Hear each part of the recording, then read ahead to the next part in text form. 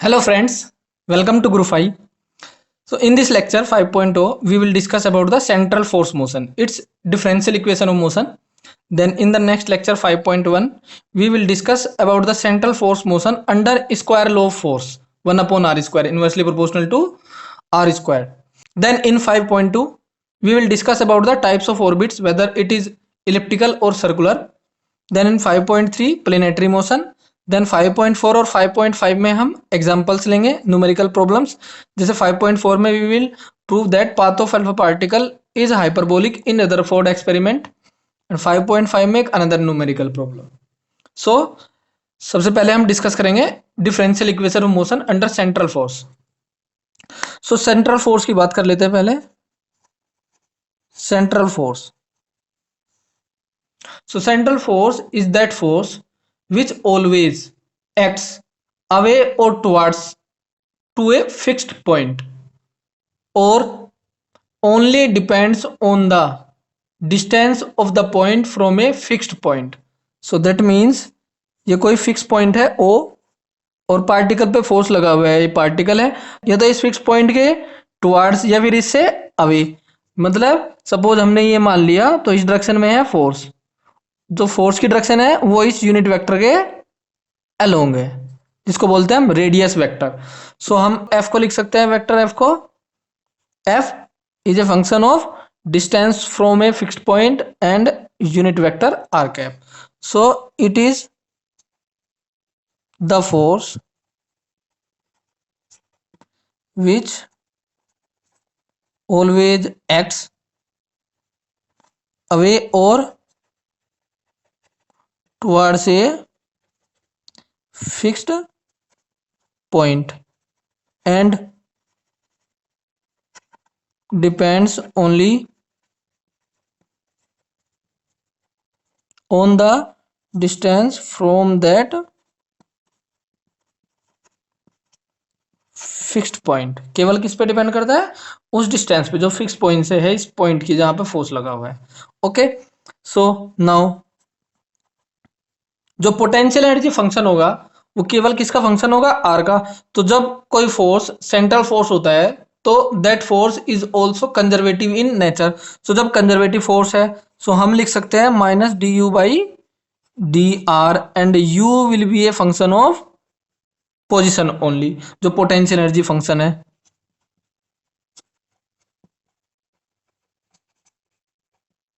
अब हमें पता है जो टॉर्क होता है वो कितना होता है? D J upon D T.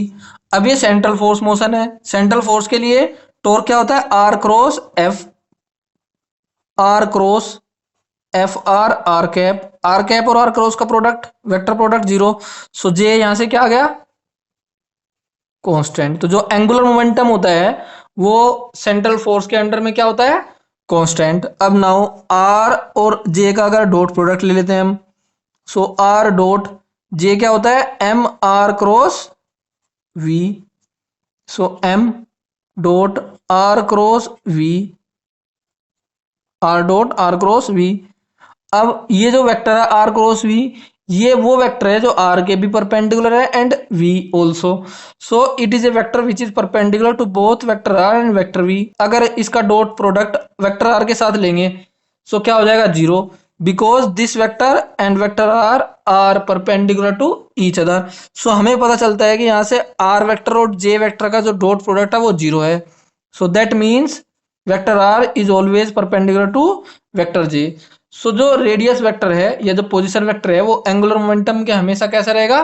Perpendicular. Therefore the motion under the central forces is always planar. तो जो पार्टिकल होगा वो हमेशा प्लेन में मूव करेगा. सो मोशन कैसी होगी? Planar motion. Now we know that the velocity of the particle in r theta coordinate system is r dot r cap plus r theta dot theta cap, and acceleration is r double dot minus r theta dot square r cap plus 1 by r d by dt r square theta dot theta cap. ये radial acceleration है और ये tangential acceleration है.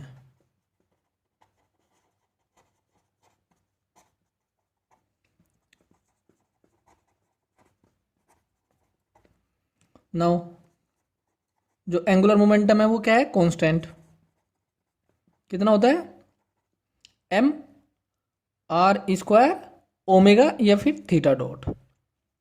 सो यहाँ से theta dot equal to आ जाएगा D theta by D T equal to J upon M R square. अब हमें वेलोसिटी का मैग्नीट्यूड निकालना है, सो उसके लिए पहले आर डॉट निकालना पड़ेगा। सो आर डॉट है d r by D t. So ये हमें कैलकुलेट करना है, तो इसके लिए हम सब्स्टिट्यूट करेंगे r equal to 1 upon u. Okay, so r dot आ जाएगा डी बाई डी टी, इसको डी थीटा से ऊपर नीचे मल्टीप्लाई कर लो, सो इसको लिख सकते हैं हम d r by D theta by D t, d theta by D t यहाँ से, सो ये हो जाएगा J upon M R square d r by D theta. So J upon M R square d by D theta 1 upon u. So this is J upon M R square minus 1 upon u square d u by D theta. So u square किसके बराबर हो जाएगा, 1 upon r square, या r square equal to 1 upon u square, तो इससे ये cancel out हो जाएगा, तो ये आ जाएगा minus J upon m d u by D theta. So r dot आ गया, आर थीटा डॉट हमें पता है क्योंकि थीटा डॉट की वैल्यू पता है, then we will be equal to minus J upon m d u by D theta whole square, ये है आर डॉट या d r by D t की वैल्यू, प्लस इसका स्क्वायर आर स्क्वायर, और theta dot ये है जे upon M R square whole square. So ये हो जाएगा जे square upon m square d u by D theta whole square, plus यहाँ से हो जाएगा जे square upon m square r की पावर 4, एक आर स्क्वायर कैंसिल आउट, तो नीचे क्या बचेगा आर स्क्वायर, इसमें से जे बाई एम हम कॉमन ले सकते हैं, तो रूट के अंदर क्या बचेगा d u by D theta whole square, plus ये 1 अपॉन आर स्क्वायर को क्या लिख सकते हैं यू स्क्वायर। सो ये हो जाएगा वेलोसिटी का expression. We will find the acceleration a r equal to क्या है r double dot minus r theta dot square, theta dot तो हमें पता है जे अपॉन एम आर स्क्वायर, और आर डॉट क्या है हमारा minus J upon m d u by D theta, ये आ गया आर डॉट। ओके, अब आर डबल डॉट चाहिए हमें, सो आर डबल डॉट है d by D T r dot की वैल्यू ये रही, पुट करो minus J upon m d by D t d u by D theta. अब इसमें फिर d theta by D t बनाने की कोशिश करो, so d by D theta, और ये हो जाएगा d u by D theta और d theta by D t. So ये d square you by D theta square, so this comes out to be minus J upon m d square you by D theta square, और d theta by D t की value यहाँ से j upon M R square, so यह आ जाएगा minus जे square upon m square, और 1 upon r square की जगह यू स्क्वायर। सो ये आ गया हमारा आर डबल डॉट। अब थीटा डॉट हमें पता ही है, सो अब हम लगाएंगे इक्वेशन ऑफ मोशन। पता है m a r equal to f r, ये एफ आर क्या है सेंट्रल फोर्स।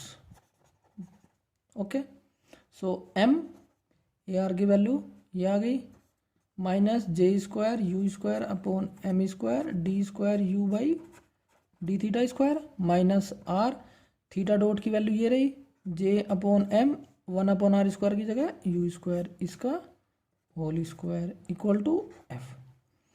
इसको थोड़ा सोल्व करो, J square upon m square common, J square upon m square minus भी कॉमन, और यू स्क्वायर भी कॉमन ले लो, सो यहाँ क्या बचेगा d square you by D theta square, plus r, और जे स्क्वायर कॉमन ले लिया, एम स्क्वायर कॉमन ले लिया, यू की पावर 4 में से यू स्क्वायर कॉमन ले लिया, तो क्या बचेगा U square equal to F.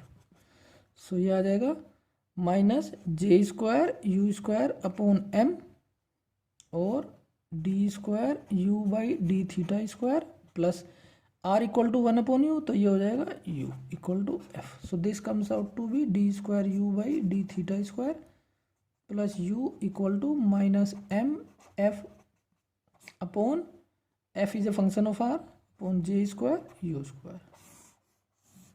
So this is the differential form of equation of motion under central forces. So इस इक्वेशन को यूज करेंगे हम to further solve the equations of motion under central force motion whether it is inversely proportional to r square, जो हम next lecture में discuss करेंगे, और kinetic energy और potential energy of the planetary motions.